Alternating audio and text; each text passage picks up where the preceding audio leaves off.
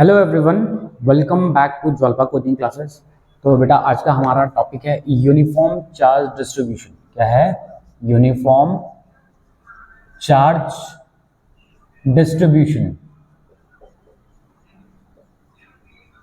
ठीक है, तो यूनिफॉर्म चार्ज डिस्ट्रीब्यूशन हमने पढ़ना है। ठीक है, तो देखो यूनिफॉर्म चार्ज डिस्ट्रीब्यूशन क्या है, मतलब जो चार्ज है वो पूरी सरफेस पे क्या है, यूनिफॉर्मली डिस्ट्रीब्यूटेड है।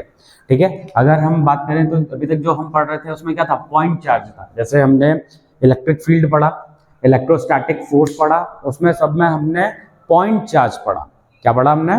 Point charge. लेकिन अब अगर चार्ज डिस्ट्रीब्यूटेड है, कोई कुछ अमाउंट ऑफ चार्ज हो और वो पूरे सरफेस पे डिस्ट्रीब्यूटेड हो, किसी वॉल्यूम पर डिस्ट्रीब्यूटेड हो, तो आगे की चीजों पढ़ने के लिए पहले हमें पढ़ना पड़ेगा यूनिफॉर्म चार्ज डिस्ट्रीब्यूशन। ठीक है, तो यूनिफॉर्म चार्ज डिस्ट्रीब्यूशन तीन तरीके का होता है बेटे। तीन तरीके का पढ़ते हैं हम। एक होता है लीनियर चार्ज डेंसिटी। क्या होता है? Linear charge density. ठीक है, दूसरा होता है surface charge density. Surface charge density. और तीसरा होता है volumetric charge density. Volumetric charge density. ठीक है, तो हम तीन तरीके का डिस्ट्रीब्यूशन पढ़ते हैं। जो चार्ज है उनको तीन तरीके से डिस्ट्रीब्यूट करते हैं, या तो एक लाइन के अलॉन्ग हो, लीनियर चार्ज डेंसिटी, दूसरा होता है सरफेस चार्ज डेंसिटी, और तीसरा होता है वॉल्यूम चार्ज डेंसिटी। देखो, लीनियर चार्ज डेंसिटी का मतलब क्या है? आपके पास एक सरफेस है, मतलब एक आपके पास एक लाइन है। ठीक है, इसकी लेंथ है L। कितनी है इसकी लेंथ? L। और इस पे कुछ अमाउंट ऑफ चार्ज क्या हो रखा है, इस तरीके से पूरी लाइन के अलॉन्ग डिस्ट्रीब्यूट हो रखा है। ठीक है, तो अब देखो, अब हमें पूछा जाएगा कि जैसे ये लेंथ है, इसमें से अगर मैं एक यूनिट पार्ट काट लूं, कितना पार्ट काटूं? Unit part. मतलब इसकी लेंथ कितनी? 1। ठीक है, अगर इस यूनिट पार्ट को काटूं तो इस पे कितना चार्ज है, यही चीज बताता है लीनियर चार्ज डेंसिटी। इसको डिनोट करते हैं लैम्डा से। ठीक है, तो लैम्डा होता है, ये होता है चार्ज। मान लेते हैं इस पे चार्ज कितना डिस्ट्रीब्यूट था, क्यों? चार्ज पर यूनिट लेंथ, मतलब यूनिट लेंथ पे कितना चार्ज डिस्ट्रीब्यूट है, उसे क्या कहते हैं बेटा हम? Linear charge density. ठीक है, इसकी अगर यूनिट देखें, इसकी यूनिट क्या होगी? इसकी अगर ऐसा यूनिट देखते हैं तो इसकी ऐसा यूनिट क्या होगी? इसकी होगी कूलाम, इसकी होगी मीटर। तो कूलाम मीटर। ठीक है, तो लीनियर चार्ज डेंसिटी को लैम्डा से डिनोट करते हैं। आगे के जो आने वाले टॉपिक्स हैं उनमें हम लैम्डा का यूज करेंगे, सिग्मा का यूज करेंगे। ठीक है, और हो सकता है कि हम गामा ये रो का भी यूज करें। रो वॉल्यूम चार्ज डेंसिटी होता है। ठीक है, अभी देखते हैं। ठीक है, तो लीनियर चार्ज डेंसिटी क्या है? लीनियर चार्ज डेंसिटी में जो पूरा का पूरा चार्ज डिस्ट्रीब्यूटेड है वो एक लाइन के अलॉन्ग है, एक लाइन पे। दूसरा होता है surface charge density. Surface charge density पे मान लेते हैं हमारे पास एक सरफेस है, सरफेस एरिया। ठीक है, इसका एरिया कितना है? A। इस पे Q amount of charge distribute कर रखा है। कितना अमाउंट कर रखा है? Q अमाउंट ऑफ चार्ज क्या कर रखा है? इसके पूरे सरफेस पे इस तरीके से डिस्ट्रीब्यूट कर रखा है। ठीक है, अब आपसे पूछा जाएगा कि भैया इसका एक छोटा सा पार्ट निकाल लो, मतलब यूनिट एरिया निकाल लो। यूनिट का मतलब जिसकी वैल्यू कितनी है? 1। इस यूनिट एरिया पे कितना चार्ज है वो बताता है सरफेस चार्ज डेंसिटी। तो सरफेस चार्ज डेंसिटी क्या होता है? Amount of charge on a unit area. Unit area पे कितना चार्ज है, इसको डिनोट करते हैं हम सिग्मा से। ठीक है, सिग्मा से डिनोट करते हैं। इसको लैम्डा से डिनोट करते थे, इसको सिग्मा से डिनोट करते हैं। तो सिग्मा क्या होता है? Charge distributed per unit area, मतलब यूनिट एरिया पे कितना चार्ज डिस्ट्रीब्यूटेड है उसको हम सिग्मा से डिनोट करते हैं। ठीक है, अच्छा इसकी अगर एसआई यूनिट देखें तो एसआई यूनिट क्या होगी? चार्ज की यूनिट क्या होती है? कूलाम। एरिया की यूनिट क्या होती है? Metre square. तो इसकी यूनिट क्या हो जाएगी? कूलाम पर मीटर स्क्वायर। क्या हो जाएगी बेटा? कूलाम पर मीटर स्क्वायर। इसकी क्या है? एसआई यूनिट है, सरफेस चार्ज डेंसिटी। अगला होता है volume charge density. Volume charge density में क्या है? आपके पास एक वॉल्यूम है या एक क्यूब है, मान लेते हैं ये क्या है हमारे पास, इस तरीके से एक क्यूब गिवन है ये। ठीक है, इस क्यूब पे क्या कर रखा है? इस क्यूब का वॉल्यूम कितना है? इस क्यूब का वॉल्यूम है V। कितना है इसका वॉल्यूम? V। और इस पे क्यू चार्ज डिस्ट्रीब्यूट कर रखा है और पूरे वॉल्यूम में डिस्ट्रीब्यूट कर रखा है इस तरीके से, ठीक है। इस तरीके से पूरे वॉल्यूम में हमने चार्ज को डिस्ट्रीब्यूट किया हुआ है, ठीक है, ऐसे, ठीक है। अब आपसे पूछा जाएगा ये चार्ज कितना है, ये चार्ज है क्यू है, कितना है।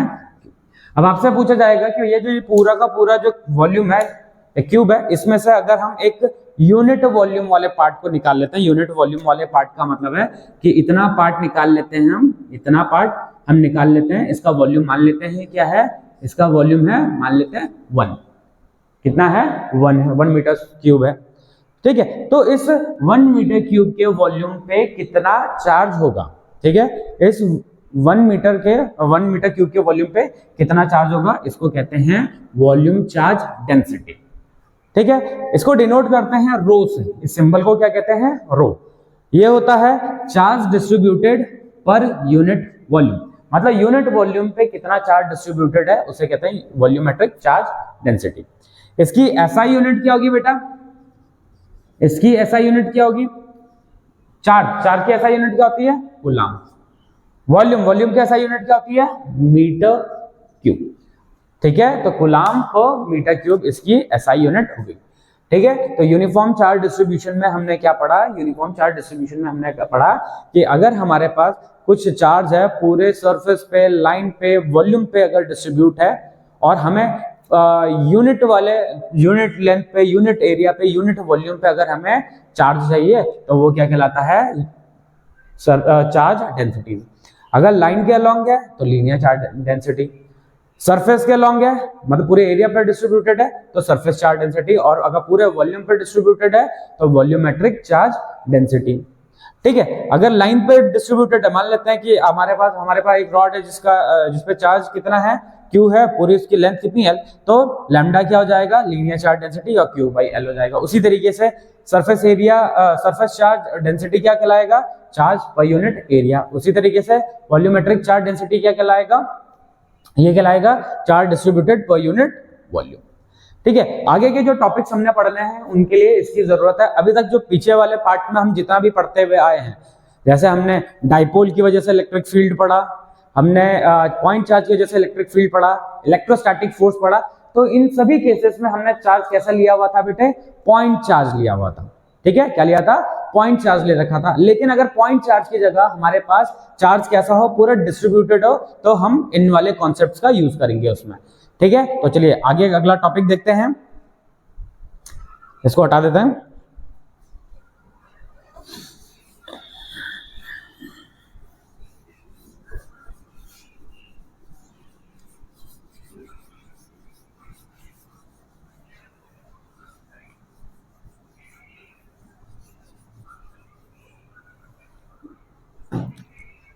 अगला टॉपिक है हमारा इलेक्ट्रिक फ्लक्स।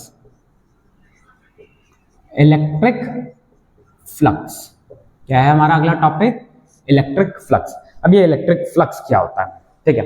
इलेक्ट्रिक फ्लक्स को अगर हम डिफाइन करेंगे तो हम कैसे डिफाइन करेंगे, it is the measure of number of electric field lines passing through a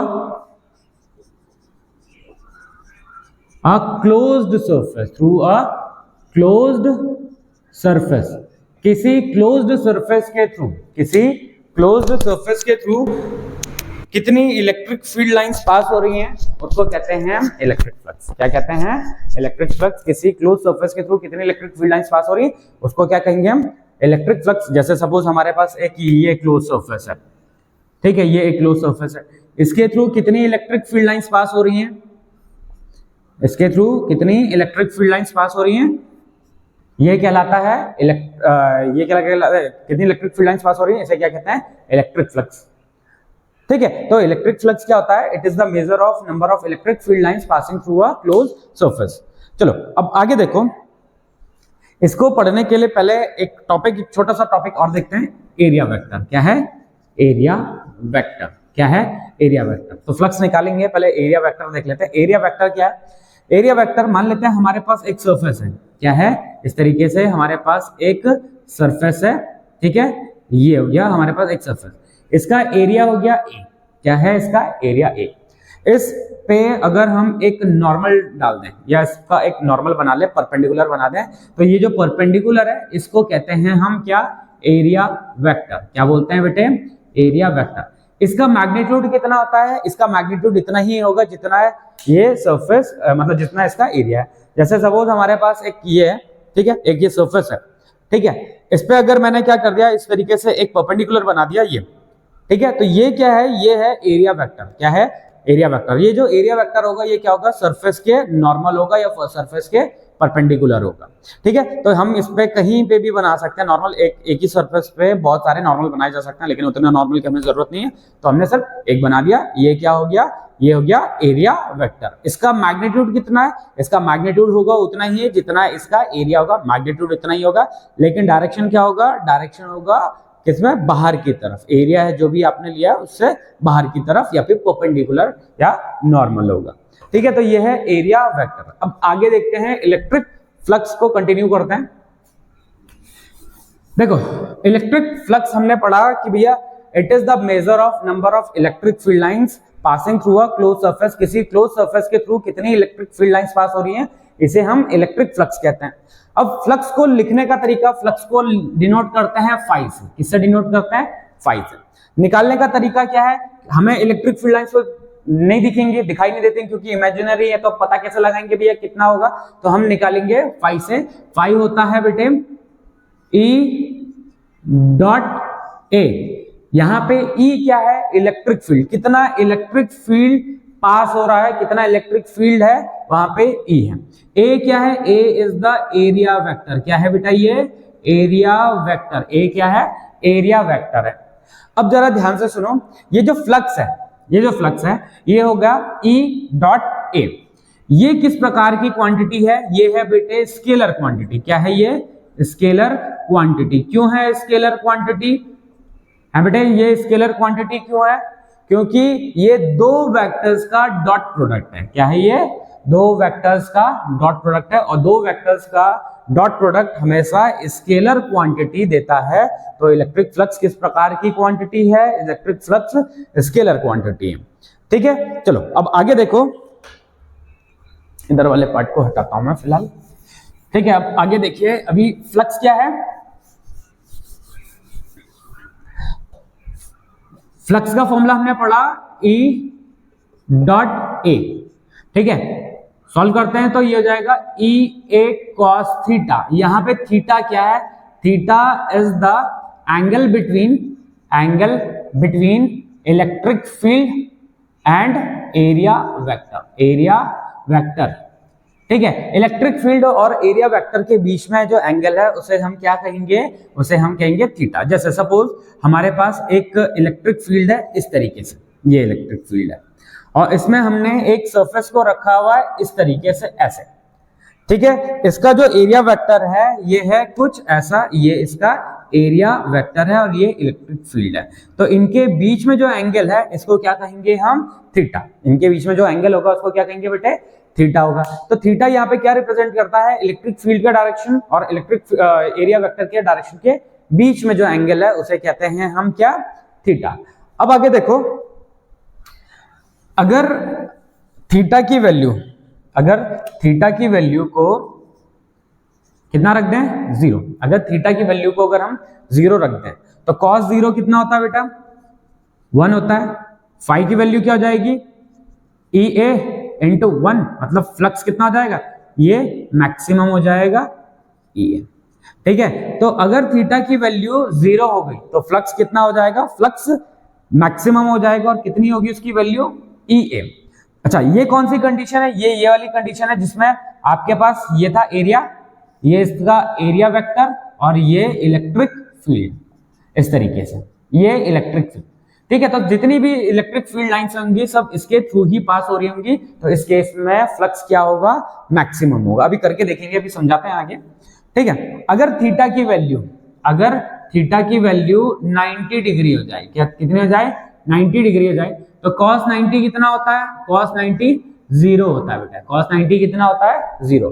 ठीक है, तो फ्लक्स की वैल्यू क्या आ जाएगी, ई ए इंटू जीरो। फ्लक्स कितना हो जाएगा, मिनिमम हो जाएगा, कितना हो जाएगा, जीरो।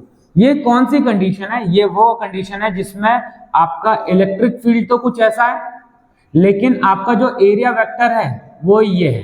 ठीक है, तो इलेक्ट्रिक फील्ड और एरिया वेक्टर के बीच में जो एंगल है वो कितना है, 90 डिग्री।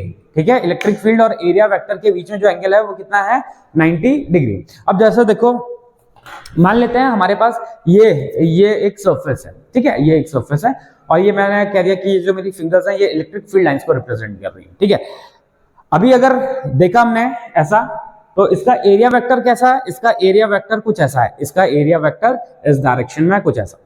अभी मैंने कहा कि ये इलेक्ट्रिक फील्ड लाइंस है, फिलहाल के लिए समझने के लिए मैंने कहा कि 4 इलेक्ट्रिक फील्ड लाइंस है। तो ये चारों के चारों इलेक्ट्रिक फील्ड लाइंस कहां से पास हो रही हैं, इसके थ्रू हो रही है। तो इलेक्ट्रिक फील्ड का डायरेक्शन ऐसा है, एरिया वेक्टर का डायरेक्शन ऐसा है, तो दोनों के बीच में एंगल कितना है बेटा, दोनों के बीच में एंगल जीरो है। तो जीरो एंगल होने पे इलेक्ट्रिक फ्लक्स क्या आ रहा है, मैक्सिमम। और आपको दिख भी रहा होगा कि सारी की सारी इलेक्ट्रिक फील्ड लाइंस इसी सरफेस के थ्रू पास हो रही हैं, तो फ्लक्स यहाँ पे क्या है, मैक्सिमम है। ठीक है, अब दूसरी चीज देखो, तो ये वाला कंडीशन था ये। अब दूसरी कंडीशन देखो, अगर मैं इसको चेंज करता जाऊं, अभी देखो अगर मैं कर रहा हूं इससे चेंज, तो अगर मैं इसको टर्न करता जाऊं, देखो अभी कितने इलेक्ट्रिक फील्ड लाइंस पास हो रही है, ये 3 इलेक्ट्रिक फील्ड लाइन। अभी और टर्न करेंगे तो अभी कितनी पास हो रही है, ये नीचे वाली 2 इलेक्ट्रिक फील्ड लाइंस, अभी एक भी इलेक्ट्रिक फील्ड लाइन पास नहीं हो रही। तो जो ये सरफेस था इसके थ्रू एक भी इलेक्ट्रिक फील्ड लाइंस पास नहीं हो रही, तो इलेक्ट्रिक फील्ड का डायरेक्शन ऐसा हो गया, एरिया वेक्टर का डायरेक्शन ऐसा है। तो इलेक्ट्रिक फील्ड और एरिया वेक्टर के डायरेक्शन में कितने का एंगल है, 90 डिग्री का एंगल है। कितना है बेटा, 90 डिग्री का एंगल है। तो ये वाली कंडीशन है। तो 90 डिग्री का एंगल होने की वजह से क्या हुआ है, इसके थ्रू कोई भी फ्लक्स पास नहीं हो रहा है। तो और इस केस में जो इलेक्ट्रिक फ्लक्स है उसकी वैल्यू कितनी है, उसकी वैल्यू हो गई है 0। ठीक है, तो फ्लक्स क्या बताता है, फ्लक्स बताता है कि इलेक्ट्रिक फील्ड लाइंस, कितनी इलेक्ट्रिक फील्ड लाइंस किसी क्लोज सरफेस के थ्रू पास हो रही हैं, वो क्या बताता है, इलेक्ट्रिक फ्लक्स बताता है। ठीक है, तो फ्लक्स क्या होता है, E डॉट ए कैसी क्वांटिटी थी, स्केलर क्वांटिटी। क्यों है स्केलर क्वांटिटी, क्योंकि भैया 2 वेक्टर्स का डॉट प्रोडक्ट है, 2 वेक्टर्स के बीच में क्या है, डॉट प्रोडक्ट है। इस वजह से ये इलेक्ट्रिक फील्ड लाइंस, इसीलिए क्या है, इलेक्ट्रिक फ्लक्स किस तरीके की क्वांटिटी, स्केलर क्वांटिटी। थीटा मतलब E डॉट ए क्या हो गया, E A cos theta, theta की वैल्यू 0 हो गई तो फ्लक्स मैक्सिमम, और थीटा की वैल्यू 90 हो गई तो फ्लक्स कितना आएगा, मिनिमम आएगा, जो कि 0 होगा। ठीक है, अब आगे देखो, इसे हटाते हैं जरा, इसे हटा देते हैं और आगे देखो जरा। अच्छा, फ्लक्स की यूनिट बताना भूल गया मैं आपको। फ्लक्स क्या पढ़ा अभी आपने,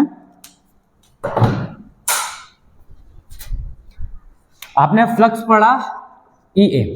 ठीक है, तो इसकी SI यूनिट क्या हो जाएगी बेटे, इसकी SI unit E, electric field की SI यूनिट क्या होती है, न्यूटन पर कूलम। ये तो इलेक्ट्रिक फील्ड की यूनिट होगी, न्यूटन पर कूलम। एरिया वेक्टर क्या हो जाएगा, मीटर, मतलब एरिया क्या हो जाएगा, मीटर स्क्वायर। ठीक है, न्यूटन पर कूलम और साथ में क्या है, मीटर स्क्वायर। तो ये इलेक्ट्रिक फ्लक्स की यूनिट होगी, SI यूनिट। ठीक है, तो अब आगे देखो, आगे क्या समझा रहा था, जरा ध्यान से देखो। अभी हमने देखा कि E डॉट ए ऐसा होता है। ठीक है, अगर मैं एरिया को इसके नीचे ले आऊं, फाई इज इक्वल्स टू, मतलब फाई अपॉन ए, ये हो गया। ये जो क्वांटिटी है, ये जो टर्म है, इसे कहते हैं बेटे इलेक्ट्रिक फ्लक्स डेंसिटी। क्या कहते हैं बेटा, इलेक्ट्रिक फ्लक्स डेंसिटी। क्या है ये, इलेक्ट्रिक फ्लक्स डेंसिटी। अगर आप देखोगे तो इलेक्ट्रिक फ्लक्स डेंसिटी किसके बराबर आ रहा है, इलेक्ट्रिक फील्ड के बराबर। किसके बराबर आ रहा है, इलेक्ट्रिक फील्ड के बराबर। ठीक है, इलेक्ट्रिक फील्ड किस तरीके की क्वांटिटी होती है, इलेक्ट्रिक फील्ड होती है vector quantity.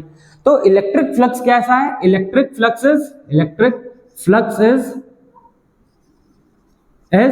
Scalar quantity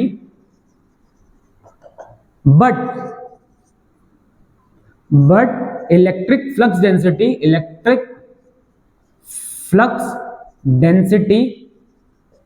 is vector quantity. कैसी क्वांटिटी बेटे, वेक्टर क्वांटिटी। इलेक्ट्रिक फ्लक्स कैसी क्वांटिटी है, स्केलर क्वांटिटी है, लेकिन इलेक्ट्रिक फ्लक्स डेंसिटी कैसी क्वांटिटी है? वेक्टर क्वांटिटी है, ठीक है। अच्छा, इसका डायरेक्शन क्या होगा? इलेक्ट्रिक फ्लक्स डेंसिटी का डायरेक्शन क्या होगा? ये होगा डायरेक्शन ऑफ इलेक्ट्रिक फील्ड। क्या होगा? डायरेक्शन ऑफ इलेक्ट्रिक, ठीक है, इलेक्ट्रिक फील्ड के ही डायरेक्शन में होगा, ठीक है। चलो अब आगे देखो। अब क्या होगा, कभी कभार डायरेक्ट क्वेश्चन आ जाता है कि भैया फाइंड करो इलेक्ट्रिक फ्लक्स, तो बच्चे सिंपली निकाल लेते हैं इलेक्ट्रिक फ्लक्स।